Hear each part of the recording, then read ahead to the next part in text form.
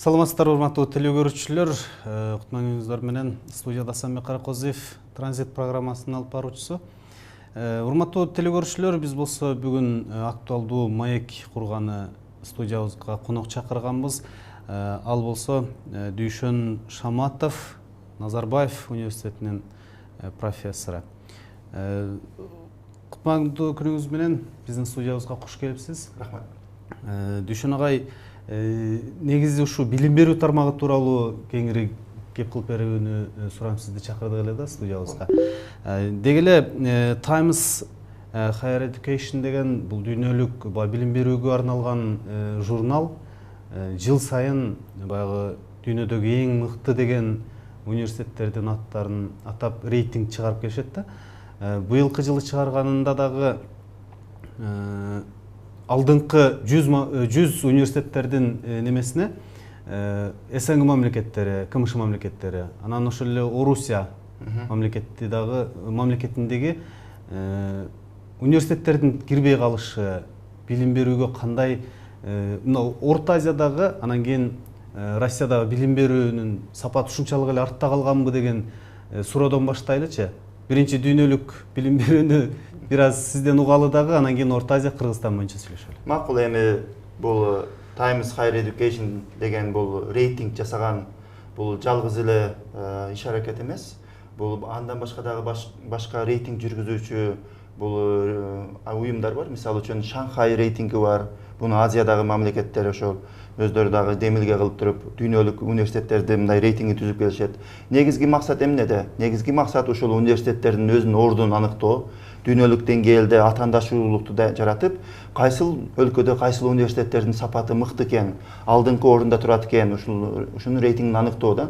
Бул жерге өз университеттер өз ыктыяр менен катышып, өздөрүнүн ордун дагы билишип, анан алдыда тургандарына өзүнө мындай сүйүнүшүп, дагы демек башка артта калган университеттерге, алдыда турган университеттерге жетүү үчүн эмне иш аракеттерди алыш керек, ошолор үчүн стимул болот да. Ал эми бул Times Higher Education деген бул эң абройлуу рейтинг. Бул өткөзүлүп келгенде өздөрүнүн так иштелип чыккан критерийлери бар. Аларды жөн эле кайсыл университеттин аты жакшы же болбосо кайсыл мамлекеттин университети экен деп эле эме кылып биринчи орунга кое койбойт. Буну дагы өтө илимпоздор кылдаттык менен изилдеп туруп, жакшынакай так критерийнин негизинде ошол университеттердин ордун аныктайт да. Ордун аныктап келгенде ошол көп жылдардан бери бул аныктап келгенде бул жана күчтүү университеттер өздөрүнүн ордун мындай сактап келишке аракет кылат да. Мисалы үчүн ошол эле Гарвард университети алдыңкы саптарда, дагы бир университет бул Бостон шаарындагы Массачусетс технология институту дагы ал абдан күчтүү институт болуп эсептелет да. Ал эми аларга кошо Американын негизинен алдыңкы катарда Америка Кошмо Штаттарынын университеттери мыкты сапаттагы турат. Аларга кошо Улуу Британиянын 2 университети дайым алдыңкы сапта, аты белгилүү биз болгон бул Кембридж менен Оксфорд университеттери. Бирок акыркы жылдары буларга кошула дагы көптөгөн Ирак чыгышынын университеттери дагы алдыга жыла баштады да. Ошол эле Япониянын, ошол эле Түштүк Кореянын университеттери дагы өздөрүнө мындай чоң инвестицияларды жасап, алдыга жылышып, ошол башка университеттер менен атаандашып, тең ата болуп өнүгүп келатат. Ал эми сиз суроо берген бул КМШнын мурдагы ошо Советтер Союзунун өлкөмдөгү университеттердин алдыга чыкпай калганы эле бул мыйзам ченемдүү эле көрүнүш бир жагынан.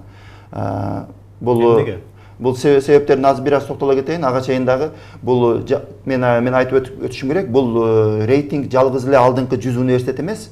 Бул рейтинг бул канча университет катышса, ошонун баардыгынын рейтингин чыгарып берет да. Мисалы үчүн 4000 болсо, 4000 университет дүйнөнүн баардыгынын рейтингин ордун аныктап берет. Ал эми жалпы жарыялаганда ушул 100 университет, ушулар күчтүү университеттерде туруп, ошолор гана көп элдерге маалым болот да. Ал эми Россиянын университеттери аларды эле абдан эле начар деп айтууга болбойт алардын сапатын. Алар дагы ушул Times Higher Education боюнча 200 дүйнөлүк орунда, ошол университеттердин ордунда 300 болобу ошолордун катарына кирет да, эң мыкты университеттердин. Ал эми башка Мурдагы Союздун университеттери, эми Казакстан университеттери дагы өздөрүнө милдет коюшуп, ар бири ушу рейтингди туура пайдаланабыз деп туруп, мисалы үчүн университеттин ректору өздөрүнө келде милдеттеме алышат. Мисалы үчүн мен 2000-орунда болсом, мен иштегенден кийин 3 жылдан кийин менин университетим ушу 1000 университеттин катарына кирет деп туруп, өздөрүнө мындай чоң милдеттеме алышып, демек көрсөткүчтөрү бар да, алар кайсы жака умтулуш үчүн. Ал эми бул сиздин сурооңузга жанагы эмне үчүн ошо мурдагы Советтер Союзунун өлкөнүн Советтер Союзунун университеттери алдыңкы 100 университеттин катарына кирбей калат дегенге, бул мен айткандай мыйзам ченемдүү эле көрүнүш. Себеби бул критерияларды иштеп чыкканда дагы мен айткандай жана айтып өткөндөй так критериялар бар да.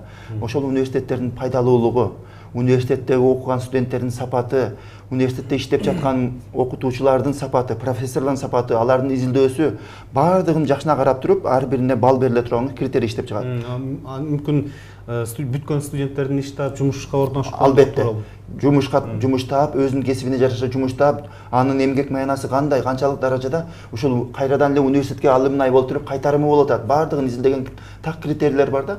Анан мынаны карап көрсөңүз, ушундай бул билим берүүнүн сапатындагы бир түздөн түз көрсөткүчтөрдүн бирөөсү ошол жерде иштеп жаткан профессорлордун сапаты болуп эсептелет да.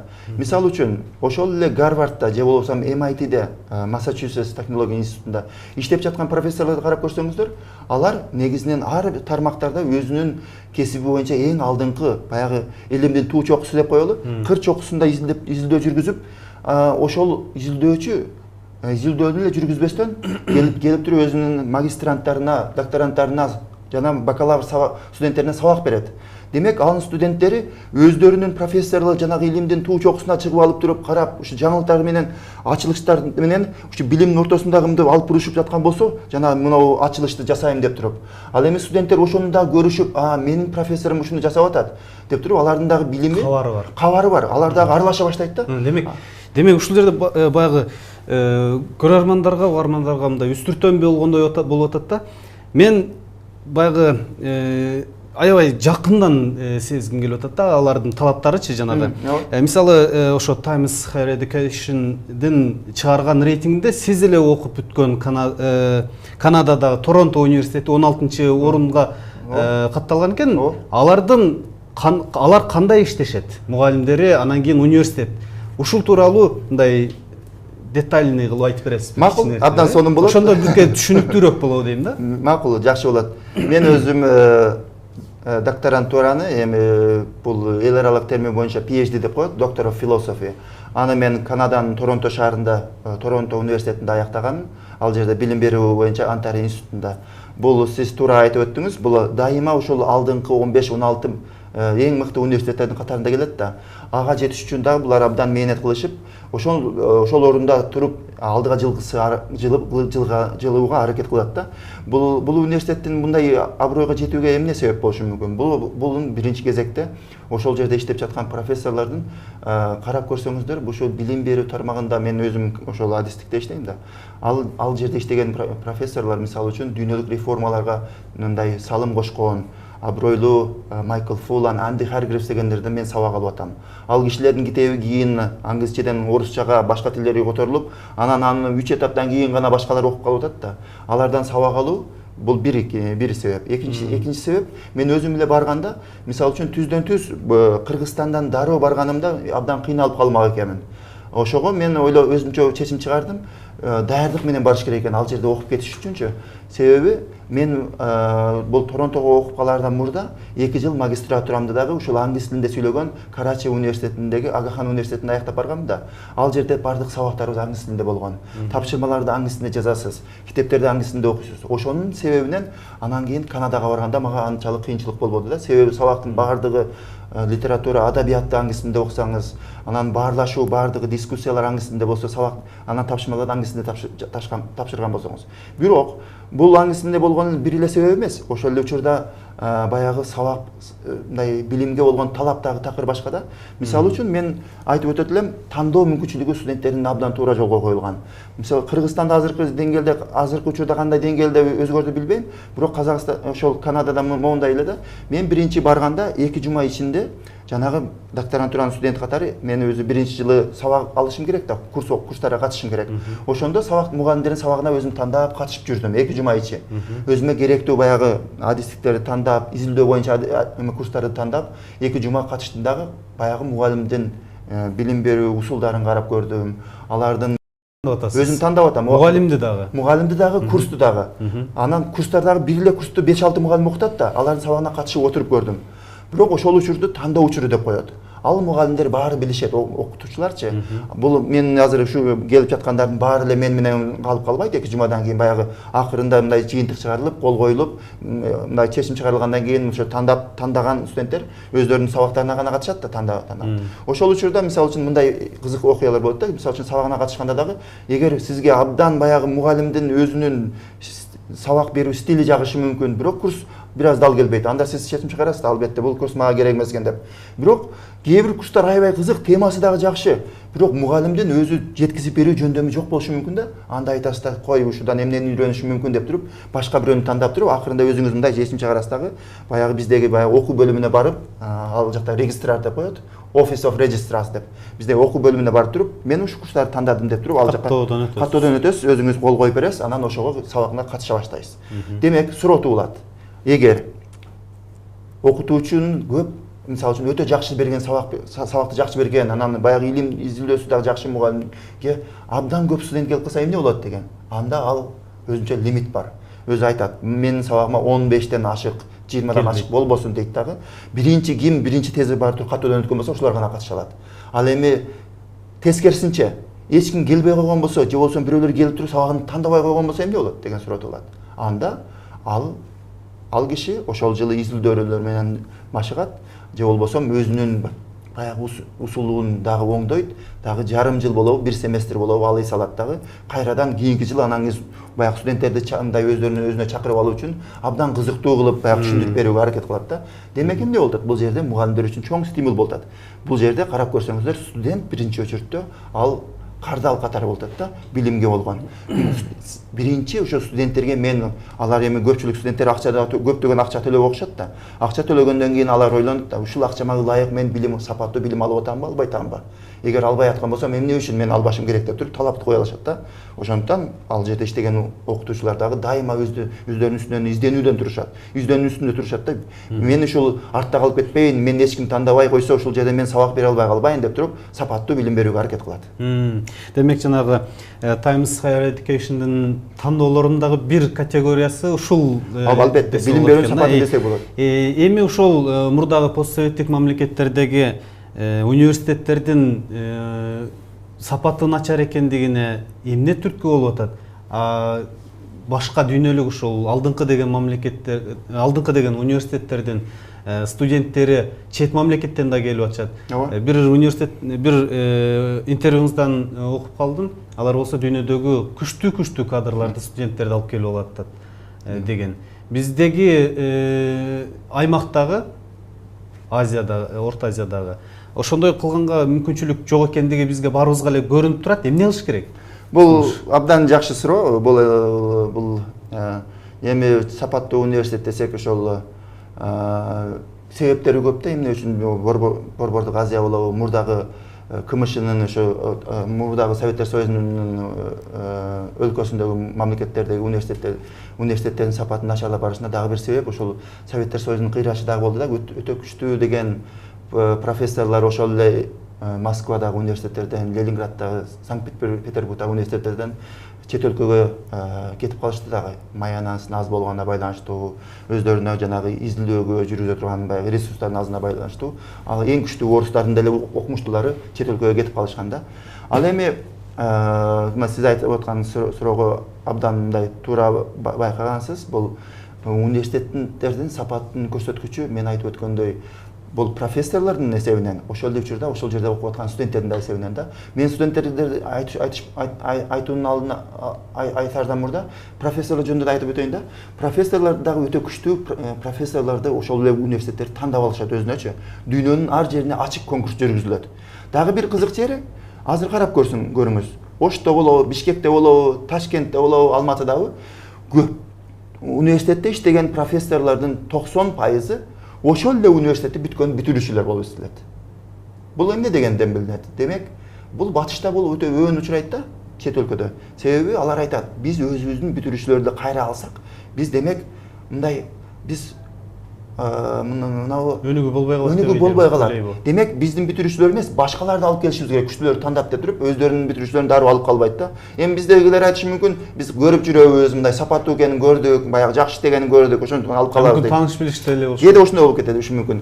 Ал жакта болсо өтө өөн учурайт, ошондуктан башка университетке барып туруп, башкалар менен кошо мындай тең ата болуп туруп, конкурска катышып, анан жумуш аракет кылышат. Ошондо өнүгүү болот, жаңылыктар келет да.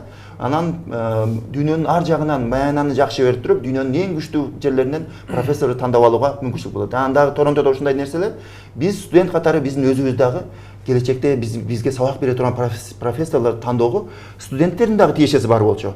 Баягы жаңыдан ишке алып атканды биздин деканыбыз айтчу да, бизге ушундай деген профессор келип атат, экөө келди, 2 кандидат бар, же болбосо 3 кандидат бар.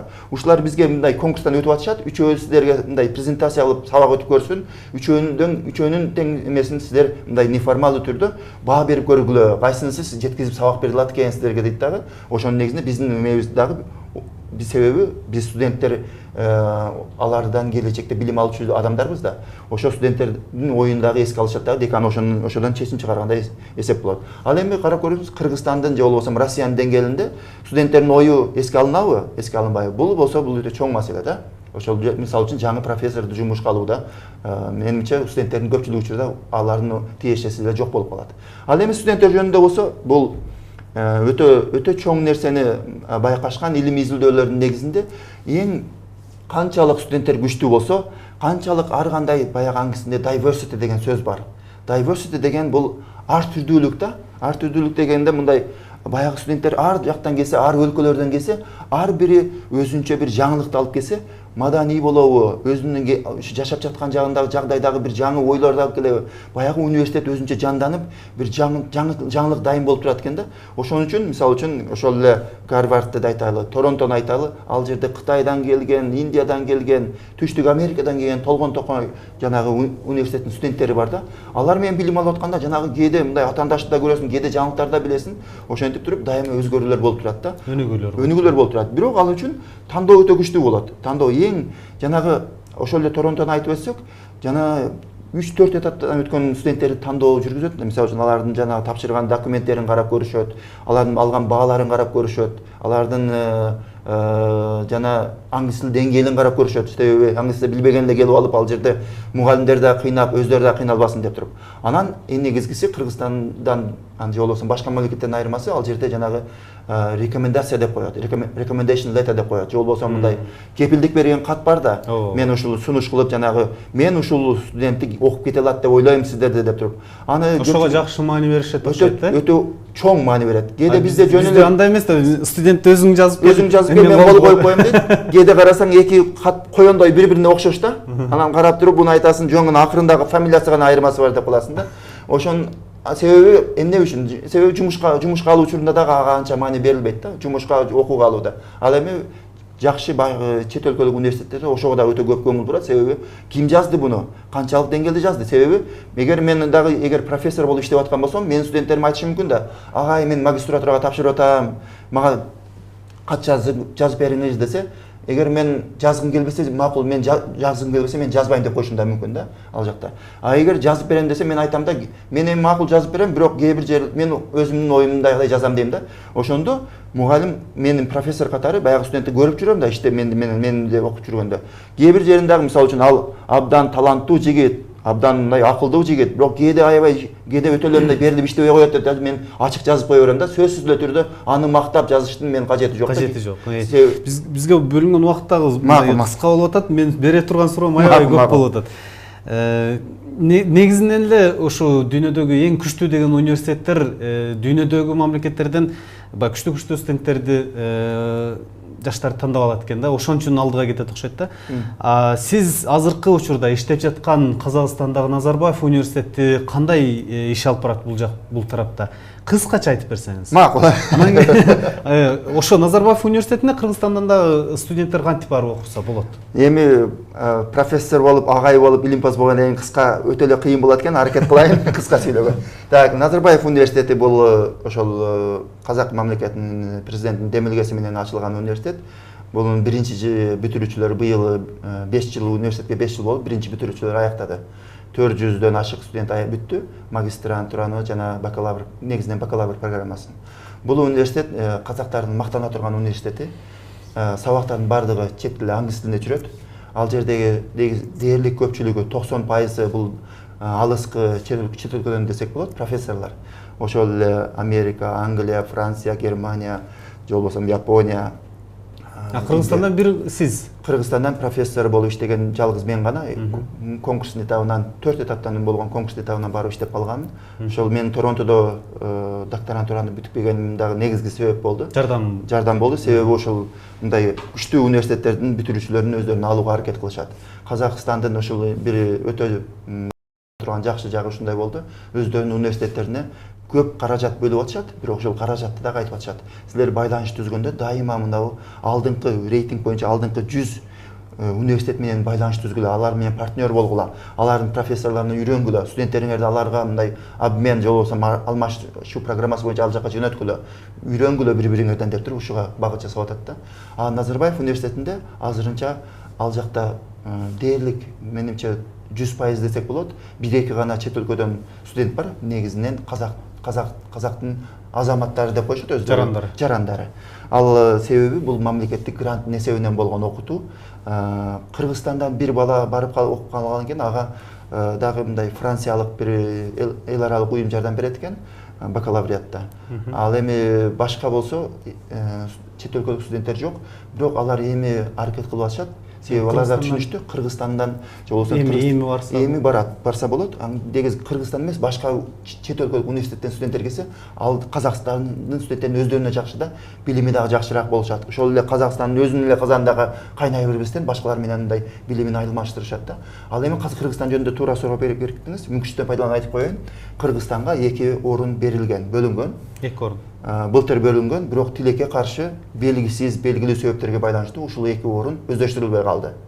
Эми биз мындай так изилдеп суранып атабыз. Балким Назарбаев университети өзү келип Кыргызстанга жанагы кабыл алуу комиссиясы ачык айкын конкурс жүргүзүп, Кыргызстандын деңгээлинде кайсы шаардан болсок баары бир мага. Бирок өтө күчтүү бир кыз, бир бала болобу, азырынча 2 орун экен да. Ошолор барып туруп эң күчтүү факультеттер, ал жерде химикалык инженерия факультети бар, робот илимдери бар, же болбосо технологиялык кесиптер бар. Ошол факультеттерде бизден окуучулар, студенттер барып окуса, 4 жылдан кийин бизге күчтүү адис болуп кайта келсе кандай жакшы болмок. Тилекке каршы эмнегедир ушул 2 орун өздөштүрүлбөй калыптыр. Мен ушуларды изилдеп жүрөм азыр. Эми ошол азыр көпчүлүгүнөн сурасам, ушунун конкурстун болгонунун дагы кабары жок экен. Биз андай кылбашыбыз керек. Ушул Кыргызстанда эң күчтүү балдар жок эмес. Эң абдан күчтүү акылдуу балдар бар. Ушул барып окуса, абдан жакшы болмок. Келечекте дагы ушул 2 орун эмес, Казакстан менен келишим түзүп, ошо Назарбаев университети менен балким 5 орун болор. Бирок ушулардын дагы мындай пайдасы тие турган болуп туруп, Кыргызстан менен Казакстандагы байланышы дагы күчөш керек да менимче. Мына эми акыркы суроолорго эле акыркы суроолордон берейин да. Эми мына Кыргызстан тууралуу айталы да, Кыргызстандагы тааныш билиш менен окууга өтүү, сессиясын акча менен бүттүрүү, же фамилиясы окуу, университеттерден бул мындай жашырган иш кандай мындай сыры калбай калды да. Баягы биз бирөөсүлөр айтат эле, Кыргызстанда сыр калбай калды. Керек болсо президент качып чыгып турган мындай чорный ход деп коет го, ошону да көргөзүп салышты деген. Эми бул Кыргызстандагы университеттердин акыбалы чындыгында көрүнүп эле турат. Эмне кылыш керек? Эми мен мындай Кыргызстандагы жагдайды өтө эле мындай терс сүрөттөгүм келбейт. Мындай эч нерсе болбой атат, баары эле жаман десем, менимче бир жагынан туура эмес да болуп калышы мүмкүн. Мындай эми азыр да сыртта жүрүп эле бизди жамандап атат деген. Экинчи жагынан мындай Кыргызстан деңгээлинде деле бир топ мындай аз болсо дагы жакшы иштер болуп атат да. Иштейм дегендер иштеп жатышат. Албетте тоскоолдуктар көп. ар тараптуу тоскоолдуктар турмуштун байланыштуу, бирок ушу жанагы коррупция элементтери да абдан өкүтөт. Бирок мен Илимпос катары атайын өзүмдү ушу коррупция темасы менен алектенбейм, себеби ал менимче ушу коррупция деген өтө эле мындай чоң нерсе да, анын ичин изилдей десең, анын ичине кирип алып чыга албай да калышың мүмкүн. Ошондуктан мен өзүмдү ушу билим берүү сапатын көбүнчө изилдейм, билим берүү сапаты, реформаларды изилдейм. Анан Кыргызстандын деңгээлинде өзүмдүн ушул тармагым боюнча мен сунуш кылат элем. Кыргызстандын деңгээлинде менимче бир нерсени мен ачык айкын көрүп турам, ушул жакында ушул министрликтин адамдары менен эгер жолугуп калсам, аны дагы көтөрүшкө аракет кылам. Мындай жазууларымда дагы айтууга аракет кылып жатам. Бул менимче биздин ошол билим берүү саясатын түзүүчү, билим берүүнүн башкаруучу адистерди дагы мындай сапатын дагы көтөрүү да. Мисалы үчүн азыркы учурда ушул билим берүү башкарууда отургандар, билим берүүнүн мындай реформаларды жүргүзүп отургандар негизинен алар изилдөөнүн негизинде эмес. Алар мындай негизинен эл аралык донорлордун, эксперттеринин мындай кеңештери менен гана мындай жашап калгандай түр көргөзөт да. Ошондуктан айтат элем, мен Кыргызстанда кайрадан тажрыйба топтоп 1-2 жылда кайра келсем, Кыргызстанда бир жакшы институт ачат элек да. Ал жерде ушул Кыргызстанда жанагы жогорку даражадагы билим берүү башкаруу системасында иштеген адистерди даярдасак, алар дагы мындай изилдөөлөрдү мындай жасаганды, дүйнөлүк деңгээлде изилдөөлөр жасаганды үйрөнүп, ошол изилдөөнүн негизинде реформалар жүргүзсө да, ошого жетишсек жакшы болот эле. Себеби бул бизде кадрларды даярдабасак, себеби ар кандай маселелер болот. Ошол эле мисалы үчүн кайсы азыр ондогон, жүздөгөн реформалардын атын атасак болот да. Ошолорду жүргүзгөн адистер барбы? Тилекке каршы адистер өздөрү дагы мындай илимий жактан дагы мындай даярдык азыраак болуп калат да. Мисалы үчүн жанагы жан башына каржылоо деген абдан жакшы реформа болуп атат. Бирок аны жакшына изилдеген, Кыргызстанга пайдасы тийип атат, ошонун билим берүү сапатына пайдасы тийип атат деген бир жакшы мындай солидный деп койду орусча. Мындай көз көрүнө изилдөөнүн мен азырынча көрө элекмин да. Ушулар жүргүзүлсө, анан мындай бара-бара ошол жогорку жайларда дагы для галочки же болсо жөн эле мындай аты үчүн гана изилдөө жүргүзүлбөсө, бакалавр деңгээлинде, магистр деңгээлинде деги эле ушул илим кандидаты болобу баардыгынын изилдөөлөрү бир пайдалуу нерсеге үчүн жүргүзүлсө, ошол илимий изилдөөнүн негизинде анан биз алдыга жылсак, реформалар болсо да, жөн эле орустар анан жасап атат, биз кайталайлы, казактар жасап атат, биз аны кайталайлы деп туруп жүрө берсек, анда биз мындай келечекке мындай анча жакшы барбай калат. Ансыз деле постсоветтик өлкөлөрдө университеттердин көчүрмө болуп көрө атабыз дебейсизби? Ооба. Макул, урматтуу телекөрүүчүлөр, мен студияда конок менен эсиңиздерге салып дагы бир жолу тааныштырып коеюн. Дүйшөн Шаматов, Казакстандагы Назарбаев университетинин профессору, өзү 93 жылы Ош мамлекеттик университетинин чет тилдер факультетин аяктаган. Ал эми Канададан Торонто университетинде окуп, илимдин доктору, PhD'ни ошол жактан жактап келген.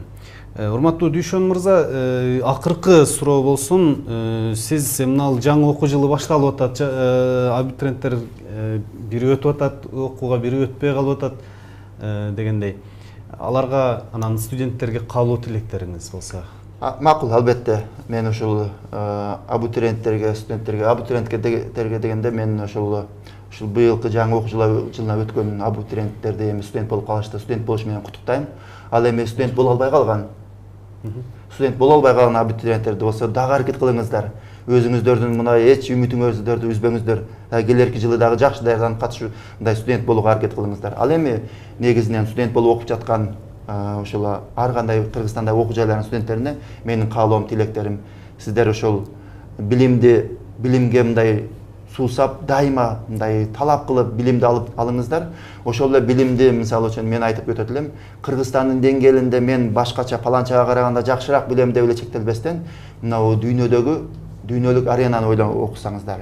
Дүйнөнүн Корея болобу, Япония болобу, ошол эле Америка болобу, Германия болобу, алардын студенти менен менин салыштырмалуу кандай, билимим кандай, эмне үчүн алардан кем деп туруп бир аз намыстанып окусаңыздар. Себеби мисалы үчүн Жалал Абадтагы студент болсо мен Баткендеги студентке караганда жакшыраак билем, же болбосо Нарындагы студент болсо Таластагы студентке жакшыраак билем дебестен, дүйнөлүк аренаны ойлонсоңуздар. Дүйнөлүк аренада мисалы үчүн бүтүрүүчү болсом, башкалар менен нан талашып, тең ата болуп, мындай бүтүрүүчү болуп, өзүмө эмгек жумуш таба аламбы деп ошону. Ал үчүн мен дагы мындай өзүм биринчи кесибим аңгысынча эле барыңыздарга мен мындай студенттерге эми насаат айта алам да, насаат айтып, сунуш айтып кетсем, англис тилин үйрөнүңүздөр.